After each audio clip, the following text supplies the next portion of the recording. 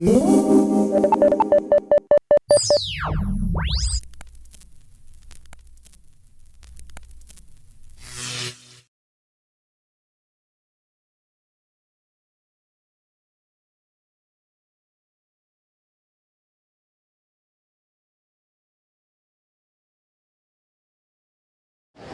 the Loop City installation is like we're trying to explain this idea of a vision for 2047, the metropolitan region of Copenhagen and southern Sweden, and we're trying to communicate sort of a relatively complex planning project in a simple form, where we try to use both like film still images and then also this augmented model. So part of the film is this three-dimensional model that almost comes to life as part of the film.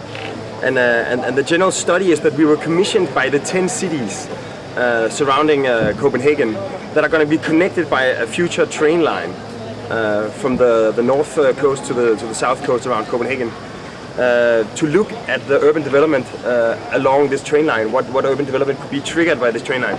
So our suggestion is to really make the train not only a physical infrastructure for transport, but also for energy, water, culture, leisure, like essentially like the 10 biggest challenges that face Copenhagen in the next 50 years, to sort of address all those challenges with this sort of single super train line. So essentially the train line itself becomes like the phase one in this new development. So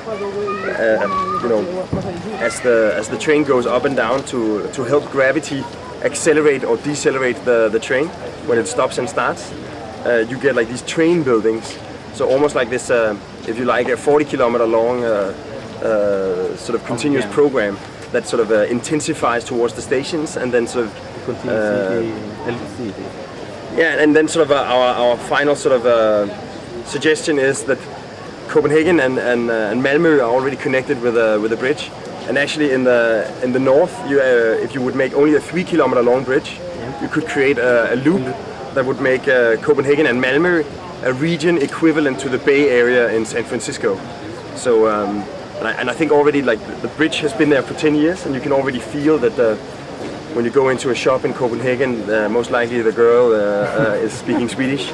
So there's already, and the two languages are quite similar, and I think with instead of like doing the sort of split brain planning where you only focus on one half of the brain, if you would really focus on the entire region and make sort of a bi-national metropolitan region, Copenhagen could become not only the capital of Denmark but also of southern Sweden. And I think there's exactly. So in a way, like the loop could really help fuse the two countries together.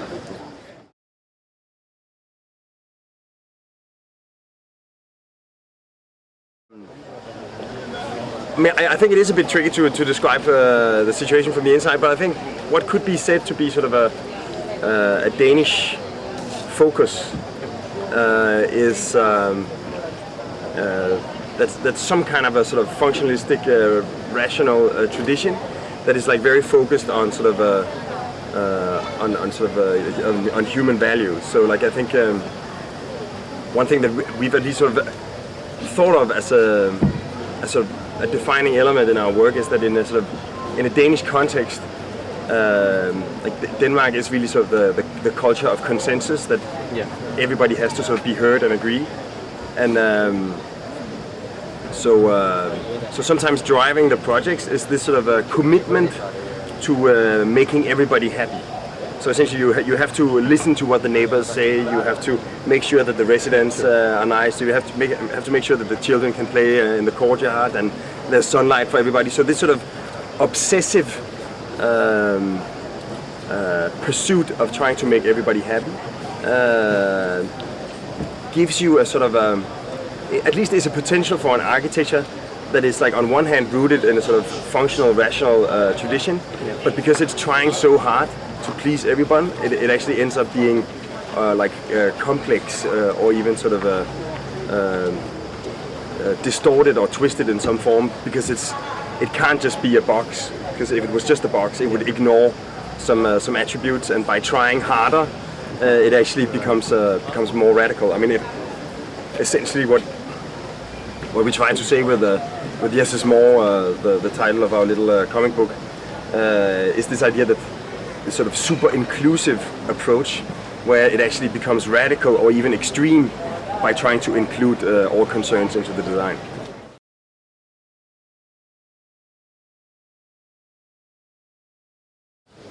I mean, I think the first step is to start, like essentially quit your job and then try to get work. Like, and I think that's like it's very banal, but I think a lot of people don't take the first step, and therefore like nothing happens. Like when we started our office 10 years ago, there were hardly any young offices in Denmark, and now it's teeming with young offices and that are all sort of getting work. So. And then I think every time, you know, essentially we've had this sort of strategy that we never really made a strategy, but every time there was a possibility, we went at it.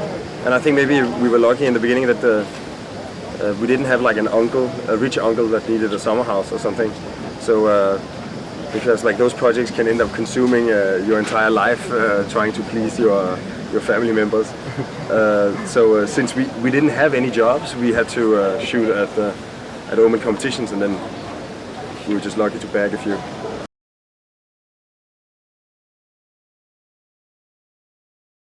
I mean, like in the beginning of our comic book, we tried to say thank you to a few people through this sort of series of distortions of the phrase "less is more." But I mean, I think obviously Mies and Le Corbusier. Then I also I would say Robert Venturi. I think the whole sort of postmodern discourse, maybe more his writings than his architecture. And I think more and more I'm realizing that Philip Johnson has actually been an inspiration, because I never thought he was a great architect, I must say. But this sort of incredible openness to all kinds of ideas is quite inspiring. You know, it's really like the architect as curator. Like you would just take any style and make it yours.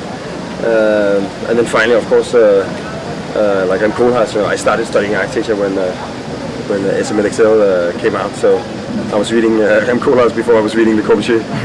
So you know, I think for my generation, it's hard to. You know, he entered my education like from day one, so I never really thought about architecture without him. And then so being Dane, I would say like Utzon is like obviously the Danish hero.